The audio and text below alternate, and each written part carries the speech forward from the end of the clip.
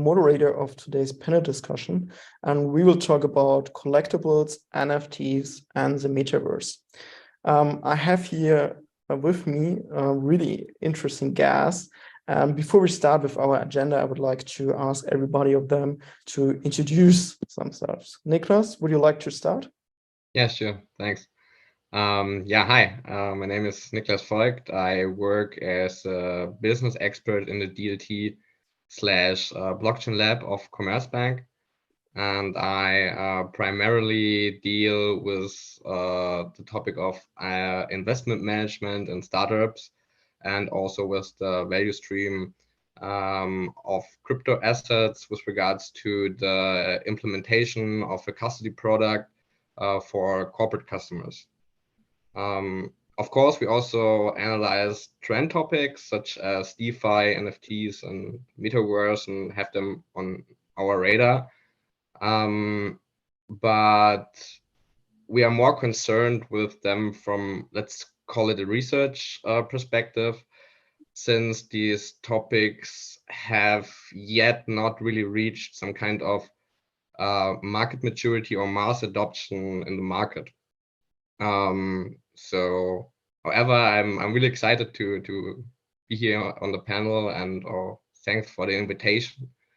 And maybe as a short disclaimer, I must point out that all comments I make in this panel discussion are my personal opinion, and I cannot speak for the strategic or representative position of Commerzbank in this field. So I'll hand back to you, Marcel. Thanks a lot. It's a pleasure to have you. Alex, would you like to follow? Sure. Hello, everyone online, and of course, my fellow panelists, and thanks, Marcel, for having us. I'm Alex Schlicher. I'm the founder of Fancy. I founded Fancy 3 years ago in April, so well before the hype. What we do at Fancy, first of all, we love digital stuff. We love digital authenticity, and I think this is where we decided that we cannot bypass blockchain. We love the narrative. We love that it allows to basically store valuable things online, irrespective of territory, location, gender, religion, all these kind of local things that sometimes constrain end consumer experiences.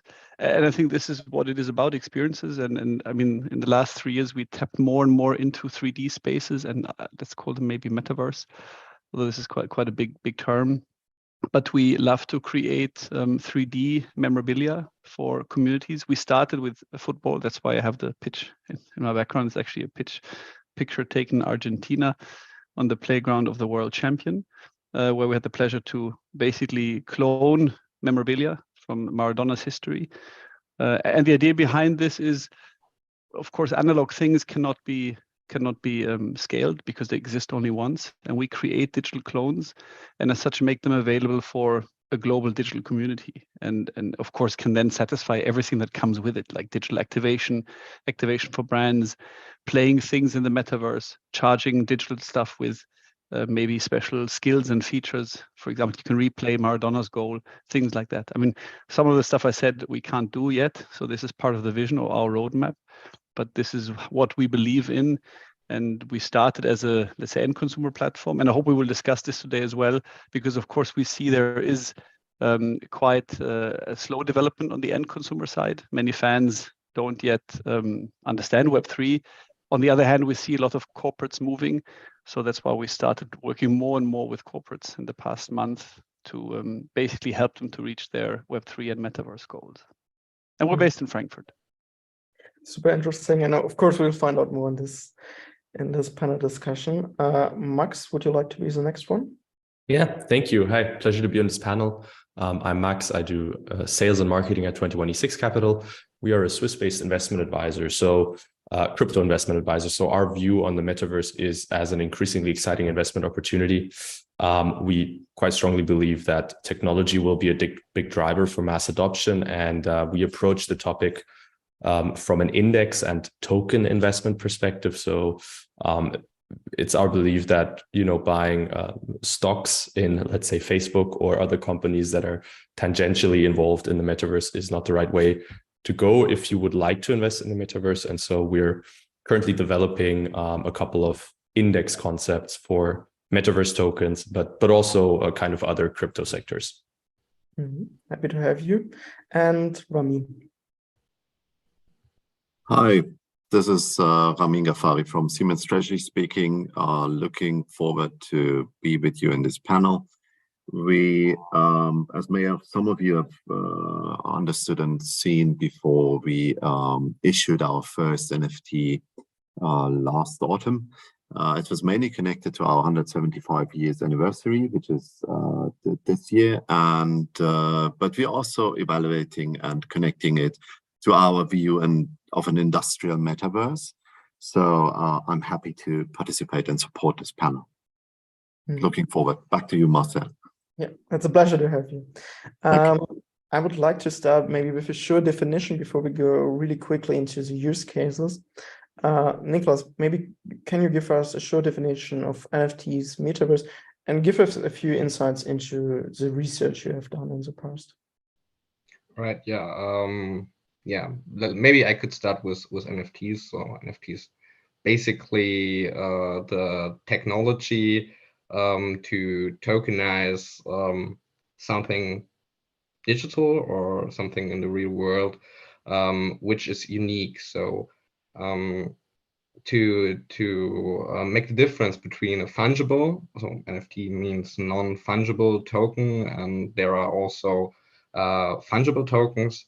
So fungible token, for example, is I don't care if I have the one or another €5 bill, but I do care if I have one real estate or another one. So that's basically the difference between it.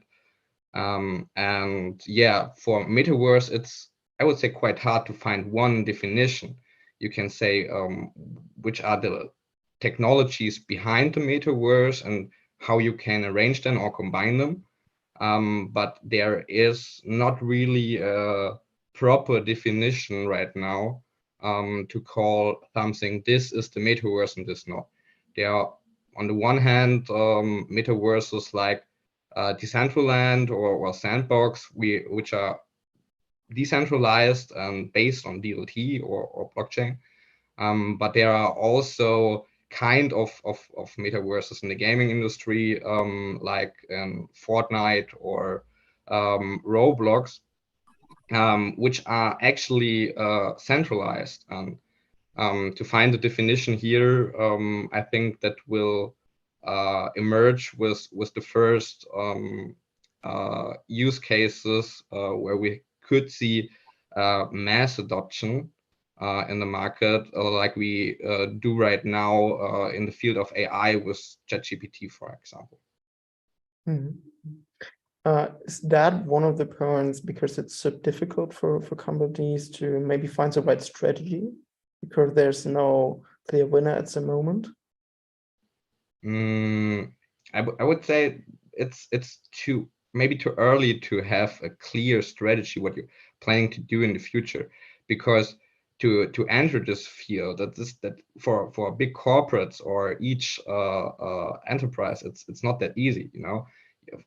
On the one hand, you need a lot of knowledge to understand this topic, and on the other hand, let's think you work in any company and you want to buy you want to build a lounge or something like that, yeah. Then you need to buy crypto assets first or cryptocurrencies. And even that is not that easy for enterprises like it is for private customers, right? And if we get more and more access and more usability, more and more regulation in this field, things will emerge quicker, I think. And then in combination with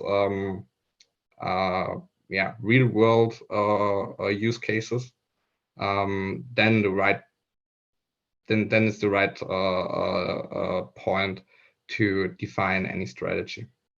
Thanks a lot for those insights. Ramin, I would be really interested in your point of view, because of course at Siemens it's another really big company. So what's your strategy? What's your point of view? Well, the topic of the industrial metaverse is obviously something which is really important and relevant for us, and it has become more and more relevant over the last maybe 10 to 15 years, where we, coming out of a classical hardware business, have moved more and more into the direction of a software business. And yes, obviously still the hardware, the actuals, the sensors, the technology which we provide to different other corporate customers is still more than our software business from its portion or ratio on the total income. But still, though, it's becoming more and more relevant. But now this is helping us to combine capabilities, and this is also allowing us to now start thinking into the directions also of an industrial metaverse, where we think that the industrial metaverse is a place where you can experience the digital twin of an industrial asset. And this brings a lot of advantages with itself. You know, it's allowing you to visualize systems in a virtual world, to gain insight about technology, about tools, about production facilities, about the technology which we provide to our customers. It allows us to meet in real time, to review collaboratively, and make changes immediately. And it allows us a few things to monitor, analyze, manage assets in a closed loop, in a virtual environment. And this is allowing us to, along the life cycle of industrial assets, to support all main phases. So the design and the engineering, virtual testing and validation, production, but also the operations and training, the training phases. So under all of these phases, you do have the chance to working with digital twins and working in this industrial metaverse environment to optimize things, to simplify things, and to bring things together. And we think that NFTs is definitely and the connected blockchain DLT technology as one element to make industrial metaverse work. We think it's not only that part, but there are also other things like digital twins, IoT, AI, machine learning, edge and cloud computing, and networks. But it's also the blockchain and the VR or AR to support building such an industrial metaverse and different use cases, which we can talk about later. Handing back to you, I hope this. Yeah, thanks a lot for those insights. I think they're really valuable. And of course, a lot of technologies are coming together to build the final product or the final experience. Alex, please take us on your personal journey with us. As you described, you started in a more like a hype scenario at the beginning of NFT, Metaverse.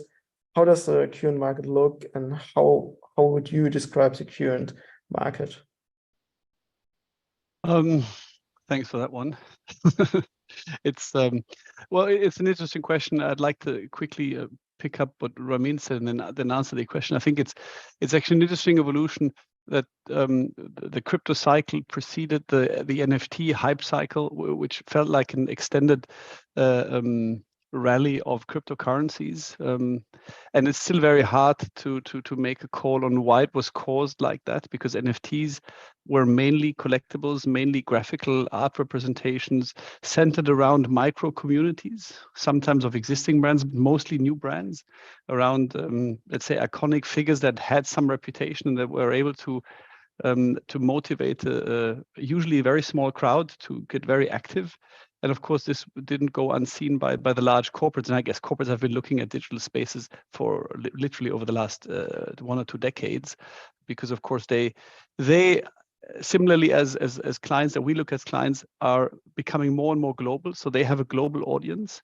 And when it comes to reaching a global audience, you have to think in digital terms, otherwise it simply doesn't work. And having realistic digital spaces with, let's say, realistic digital experiences, I think personally works likewise for a football fan or for a sports fan, or for in general for fandom, as well as for industrial use cases or education. But the hype cycle with, let's say, the gamblers community was just super fast. It happened literally over the course of 18 months. And I don't think it did us very good as builders or as founders. Specifically, I think in Germany, because Germany is anyway quite an uninnovative country. I think we're great engineers, but we're not really great at, we don't have a great startup culture because we're so risk averse. And building something in the unknown, products in the unknown is really tricky, because to convince investors or clients or partners to basically go on with your journey or believe in your journey is harder than in other European countries, as we experienced. And I think harder than if you go to the US, for example, who are really, I would say, risk friendly and tech friendly, and they try products earlier.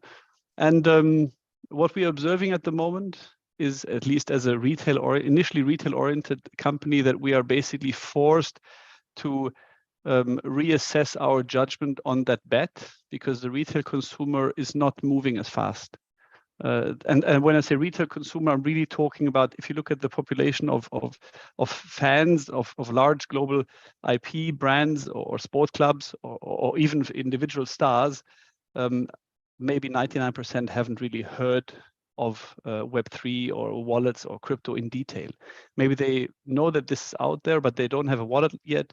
User experience is quite poor. Interoperability is tough, because you don't know what chain, what wallet, what provider, what legal framework.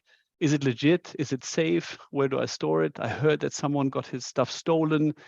But then you have the centralized guys coming back in the game, like banks, saying, yeah, but you can open your wallet with me. And then the crypto guys say, no, don't do that. Don't go to the banks. Let's stay on the decentralized layer. So I think there is so much uncertainty around the technology and the end consumer use case, that I think what exactly needs to happen is that more and more brands need to adopt the technology. They need to define their metaverse or their Web3 strategy in order to make it accessible for the end user in a common layer technology, becoming more agnostic in a very easy technology to be used. And whether it's Ether, Polygon, Solana, it doesn't really matter for the end consumer, because they don't want to trade.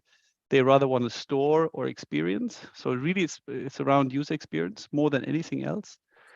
And if you think around education, it's very much around, for the, let's say, the student or the pupil at school, to have a great experience. They don't really care what technology is being used.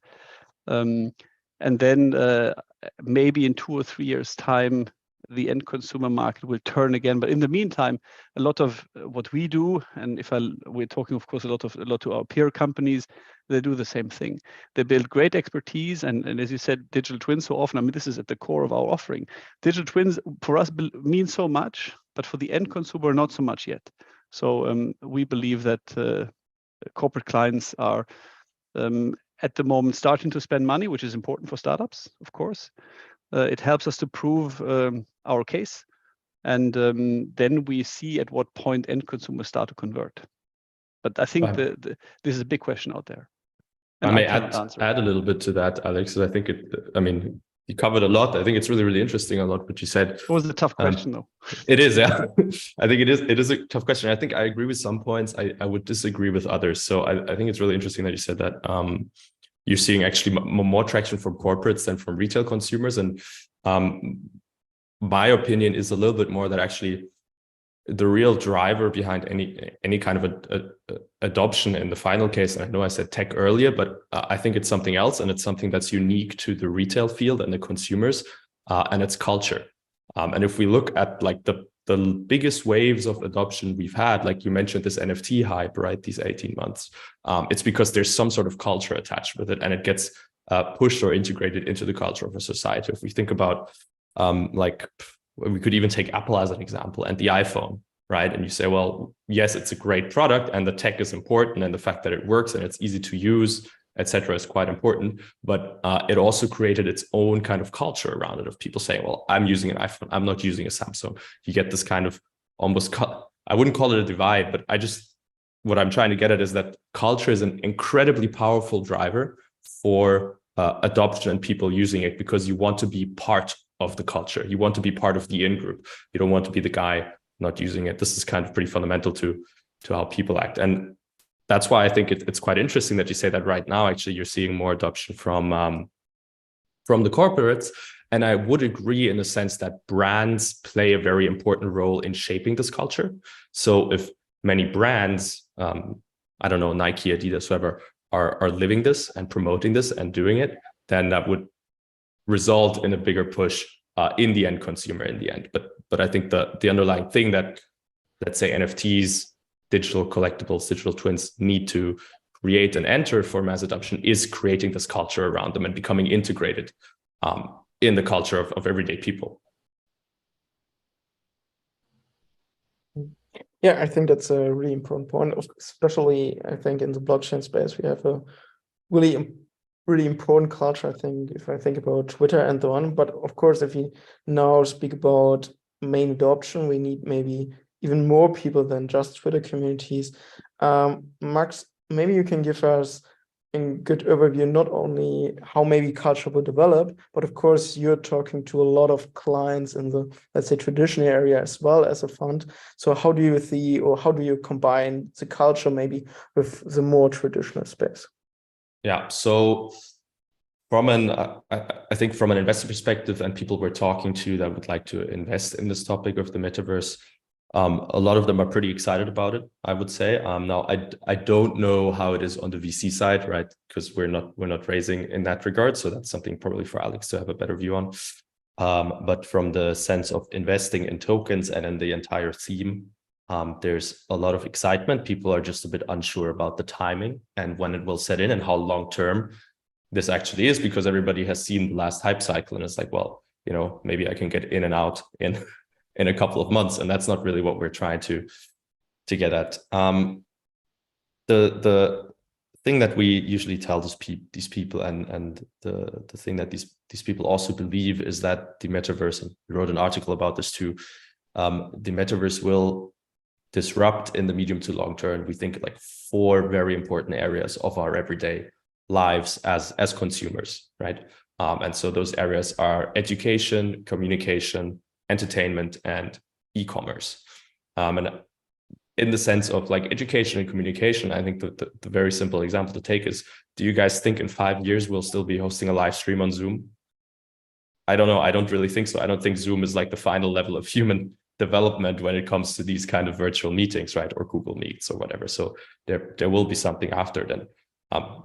This could be the metaverse. The same thing goes for education, right? Like, you know, Coursera and Udemy, education, platforms, universities using Zoom. What's the next step? The same goes for entertainment in particular. I mean, we've known movies the way they are for a long time. We know games the way they are for a long time. I'm not sure what the exact stat was, so I don't want to give out any false information here, but I believe that there are almost 3 billion people that game in the world. That's like almost half the world's population, let's say, so there's a vast amount of gamers. That's a huge entertainment potential there. So the question is, okay, how will movies become more immersive? Let's say, how will games become immersive? And I think this is a big area for culture, because what decides which movie is going to be a box office success is pretty much a cultural phenomenon, right? And so how will people adopt that? And then the last thing being e-commerce. So right now, what are like the giants of e-commerce? It's pretty much like Amazon, this kind of like hyper supermarket. We're moving away from brick and mortar. We're moving to kind of click-through stores. And then the vision we would see there is that in the future, you will get a return to, let's say, virtual brick and mortar stores. So because there are things that work great online, like buying something on Amazon. There are things that are a little bit more difficult, like doing your IKEA shopping online without actually having seen the furniture before, let's say.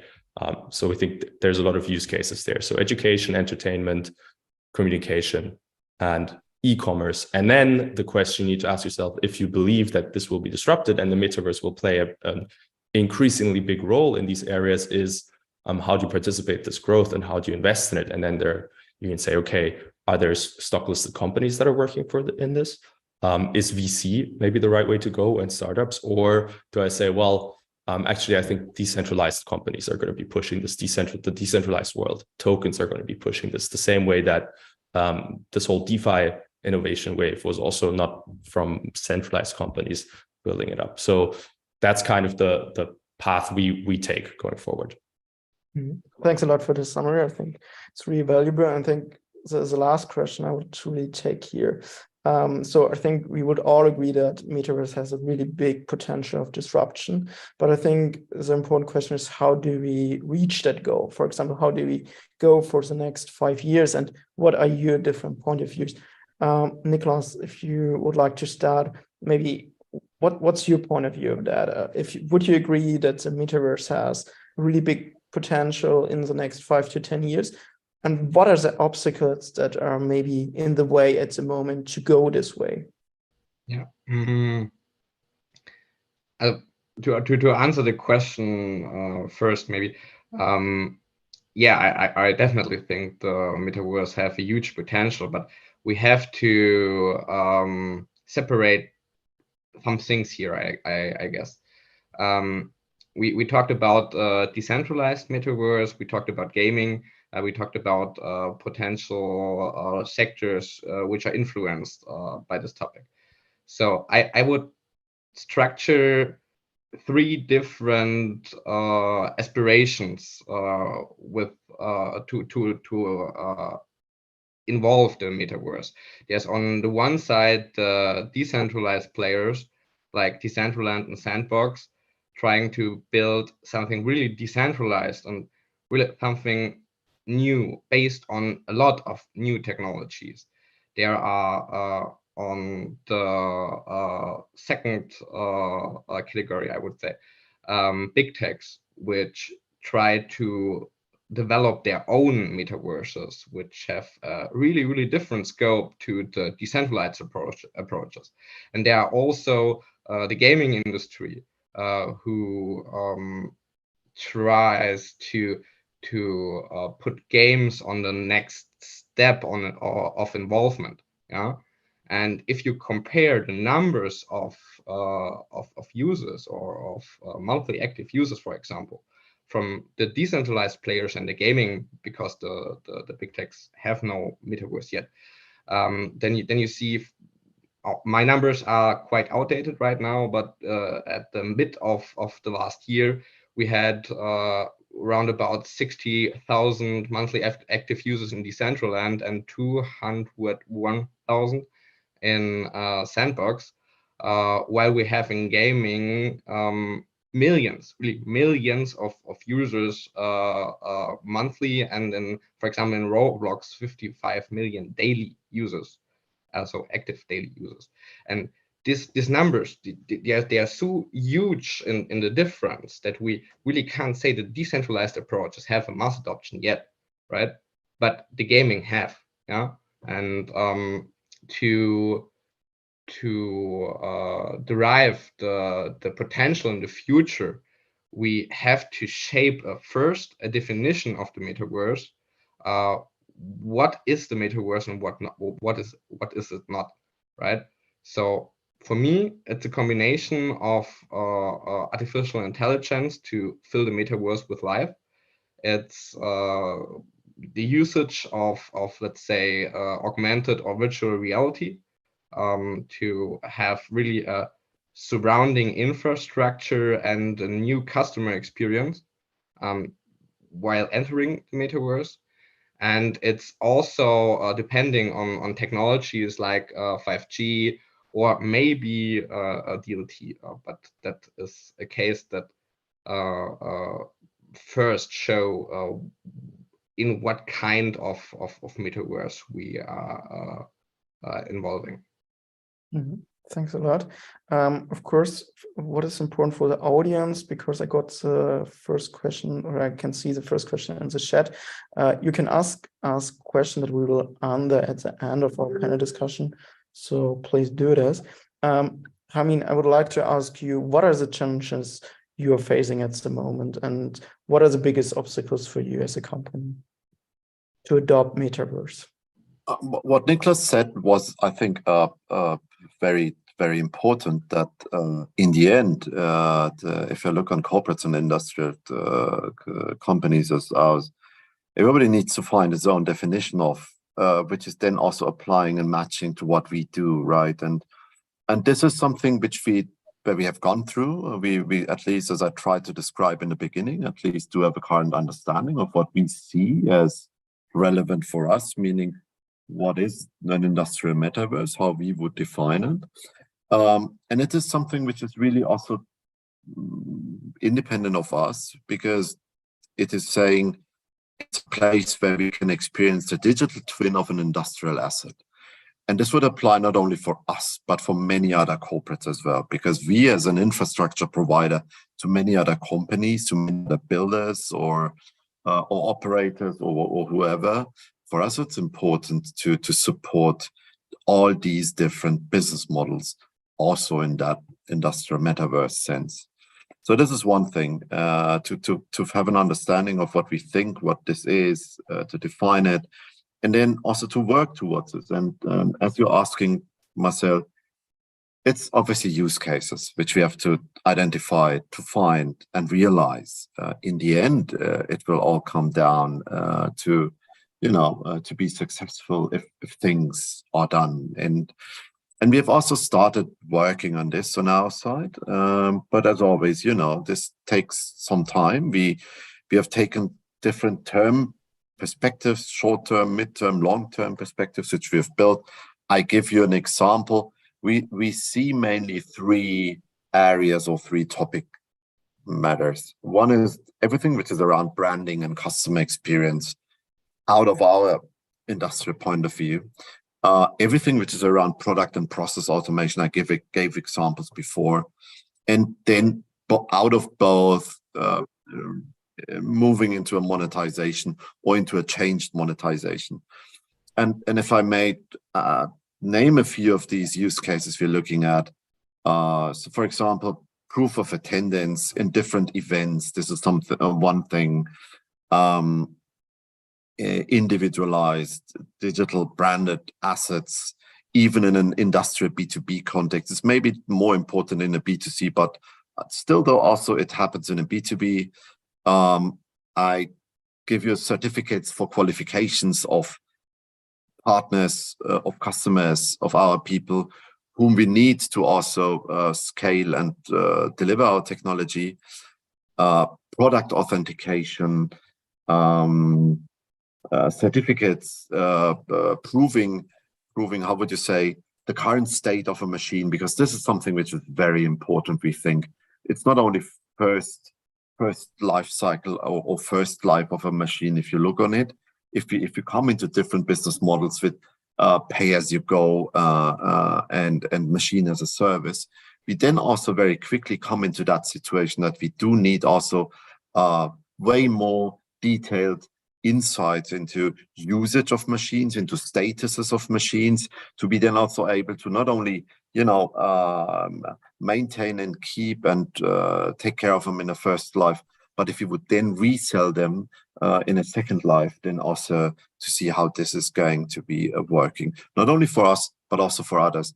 This returns to the simple example. If you bring it back to B2C, this is like, if you look on your car, if you would sell it, and if this is now a used car, there's examples of all these certificates which are showing ownership of cars and whether you always had it in the maintenance. So you have to apply these ideas also to machines.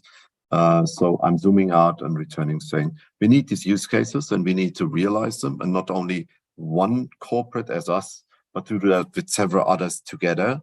Because in the end, it's about testing and realizing these things, we think. Mm-hmm. Maybe one more question to that.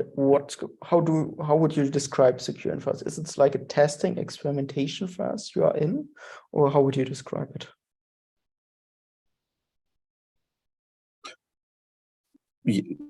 Mainly yes. It's a testing, piloting, POC phase, definitely. And it's also not maybe widespread yet. If you look on Siemens and its industrial core business, and I mean now the remaining industrial business, then you see one thing which is smart infrastructures, then you see one thing which is digital industries, and you see one thing which is mobility. These are the three main divisions which we have. And if you look into that, we do have first ideas of such use cases to be, realized. Are they all connected to NFTs? But we are far away from that yet. But there are a few places where we see this, and we would like to move into that direction more than we do today.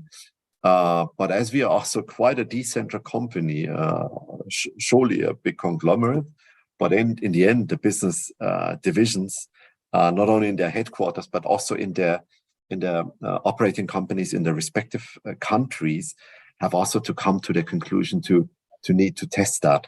So there are successful experiences so far. I don't know whether you've heard of Sea Green, or whether the topic is product carbon footprint, or if you have heard of trusted traceability. So there are first good experiences, but there is a way to go, quite a long way to go, I would say. Thanks a lot, Bar, for those insights. And of course, if there's a new technology, you always need to time to find the best use cases and to identify those. And it's difficult. We tend, as somebody said that before, right? We sometimes tend, at least in our company, to over-engineer a few things instead of, doing a fast go-to-market. So we have to find a good balance in that. Yeah, thanks a lot. Yeah. Alex, there are two questions in the chat specifically for you, I would say. First, as people are, again, super interested at the company, they want to know how to find it in the best way. And secondly, there was a statement like everybody should earn a part of the metaverse. Would you agree to that one? Do you say earn or own a part of the metaverse? To own a part. Okay. First one, what's the best way to find fancy your company? So if somebody wants to put fancy in the web and you find us. I mean, our website is fancy.app or fancy.io. We have an e-com shop and a corporate website. It's pretty easy, I guess. And if you want to visit us, physically, just go to Frankfurt Kaiserstraße and you'll find us close to the old ECB building. Always welcome to drop by for a coffee. As Web3 companies tend to be very inclusive, everybody's welcome. But the second one is a tricky one. I don't think everybody should own a part of the metaverse, because I think if you look at metaverses, from my personal point of view, I default back to user experience. And even if I look at it from a builder's point of view, it's so hard to make a call on the right technology, because there are so many graphical standards, so many what graphical engine to use. I think the nice thing about building websites is it's a common layer to represent corporate information. So if you found a company and you want to be found in a 2D scheme, I mean, you basically build a website, and even then it's difficult because you have to do it for desktop, you have to optimize it for mobile viewing, for iPad viewing. Already this is quite a challenge, but people have common technologies that can be used. If you now take this to a 3-dimensional level, and I'm not really talking about the, let's say, intra-corporate metaverses, which might actually have enough rationale to exist on separate engines. But apart from that, every company wants to participate in this metaverse. Definitely, there should be some sort of open layer understanding and technology sets that can be, sorry, my dog is barking, that basically can be used by companies to participate in the game, to participate in the metaverse. And there's too many interoperability questions that are just unsolved. I mean, even if you look at crypto, we have smart contracts that are normalized or standardized for a specific use case. I think this helps a lot. But then if you go to, because metaverse is mostly about 3D technology, it's about 3-dimensional experiences, but this is basically where it stops. You go to Sandbox, you go to Roblox, you can use Unity, you can use Unreal. There's so many different technologies to use. And until now, no one seems to be wanting to agree on a common standard. So if I come as, let's say, just a normal company, I want to build my portion of the metaverse, I know exactly, okay, this is the DeFi contract, or the, let's say, DeFi technology, this is the graphical technology, this is, you know, et cetera, et cetera. So this is what I shall use in order to create my 3D website, because this is my vision of, let's say, a metaverse. Every company can decide, I want to partake in that, and I build my own, let's say, little island. This is how Fortnite looks at it, for example. And Fortnite offers, like, they opened up Unreal for everybody to code, and you can build your island. And why is that? Because Fortnite has over 100 million daily active users. So it is the most popular, at least according to my understanding, the most popular metaverse at the moment. So if you want to be seen by a broad community, this is where you go. Certainly, this is not the end game for metaverses, but I think, you know, and I know I'm not answering entirely your question, but I answered them already like a while back. So I think we really need to solve that question of what are the right standards and toolkits to be used in order for everybody to onboard, because otherwise we will not have a mass adoption. If Siemens does his thing, Nike does their thing. I mean, they might agree on the standard of the token, which is nice, but what do you do with the token? Where do you use it? In which AR do you use it? In which XR do you use it? In which metaverse can you actually use it and have a utility? Because the reasons why games are so successful is not because they're called metaverse. The reason is because they're entertaining. They're a lot of fun to play. People go there because they have fun. It's easy to use, and they don't care about the technology. They care about the experience, and it's just so much fun to play.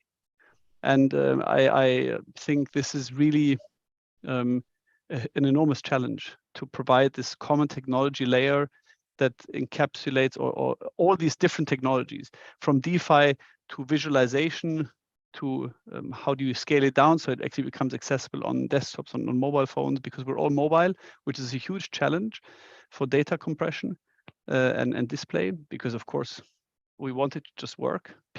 End consumers just want it to work. But I guess especially the large corporates know exactly how difficult it is to provide end customer technology that is simply working as a nice experience.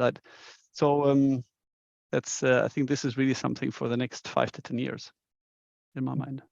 I think it's also something that, especially this converging on a standard, probably is something that I don't want to say develops naturally, but I think it's difficult to artificially speed up the process. Because I mean, look, you mentioned also the gaming example, and ease of use, I think, is the most important thing. And you know, if we look at the space of gaming today, you have like PC, and then you have Xbox or PlayStation essentially, and then there's some cross capabilities, right?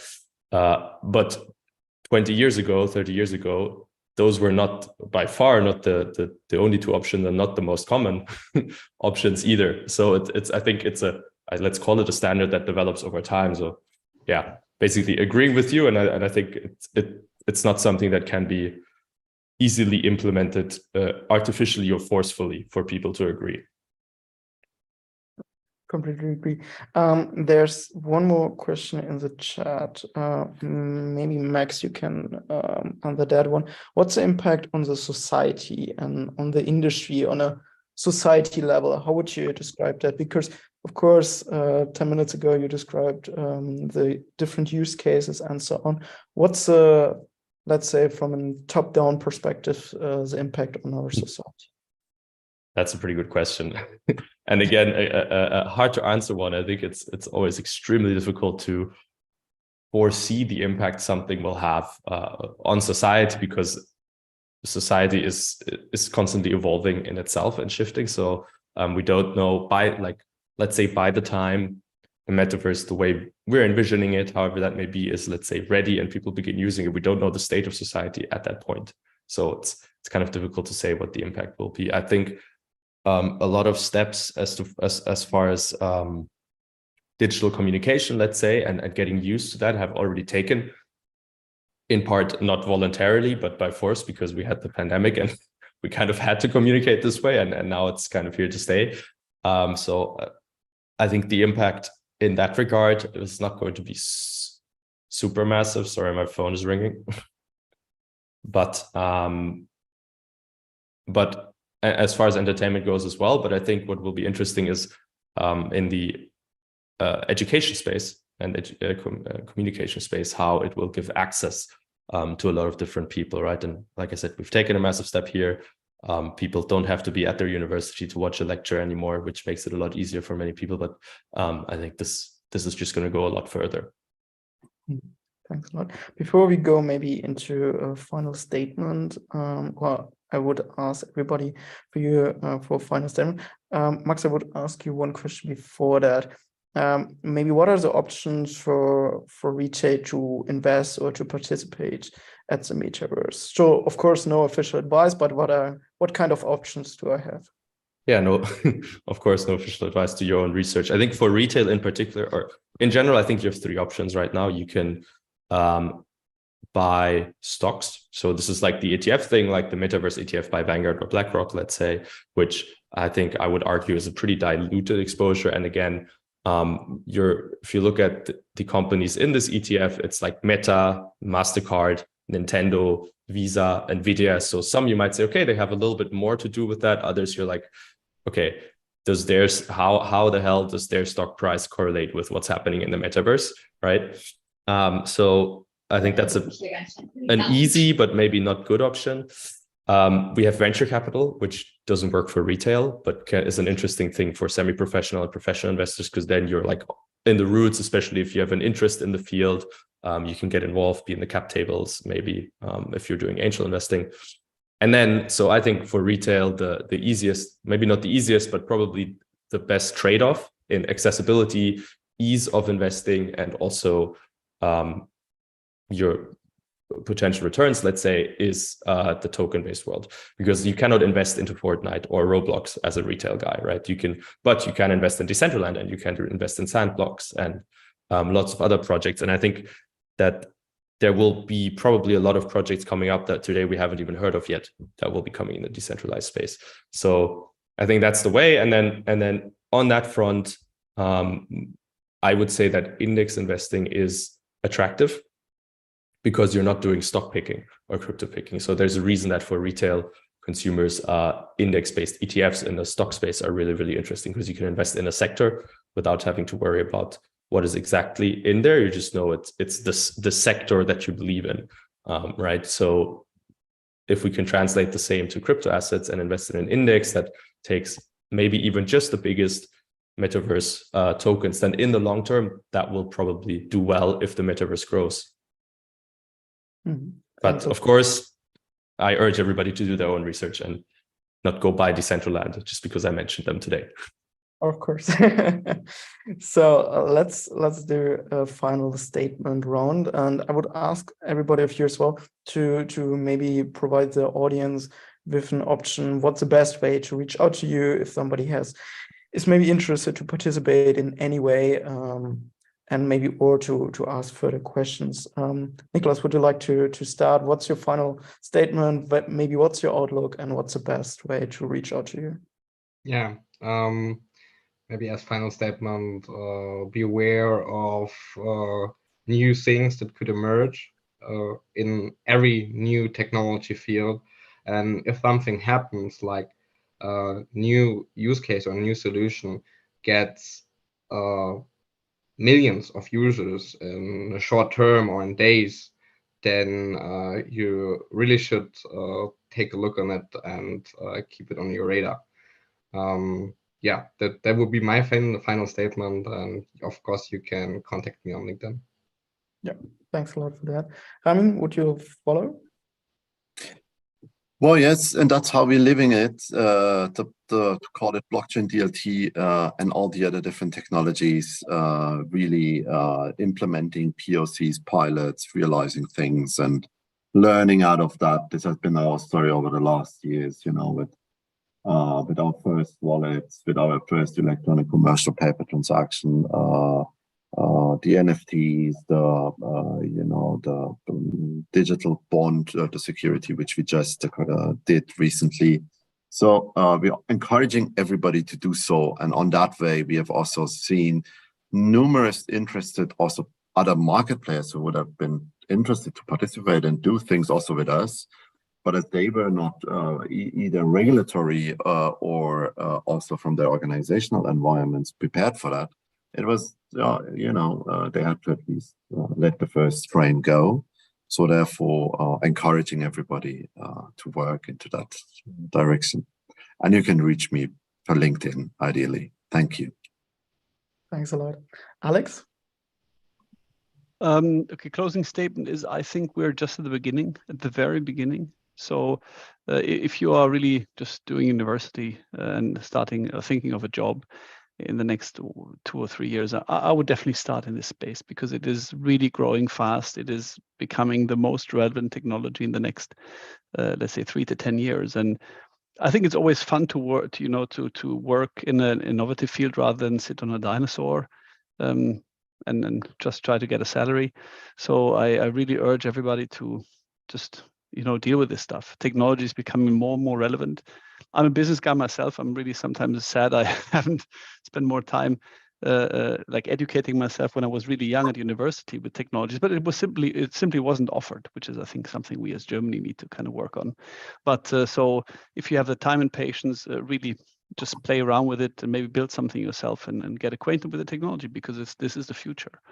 Apart from that, thanks everybody for listening in, and you can of course reach me on LinkedIn. Thanks a lot. And Max? Sure. So I think a lot has been said. I would say I agree with what everything said. I have yet to meet somebody in the crypto and Web3 space that bites or is unfriendly to people trying to learn. So usually everyone is very open, and I think we want to encourage everybody as well to engage, to learn, to read. There's a lot of great stuff online. If you're particularly interested in our work and what we're doing, you can also reach me on LinkedIn. So it's just my full name, Maximilian Bruckner, not Max, and you will find me. I don't know anybody else with this name in crypto. So thanks a lot, and thanks to all of you, and of course, thanks to the audience for the attention, and see you at the next panel discussion. Bye. Bye. Bye.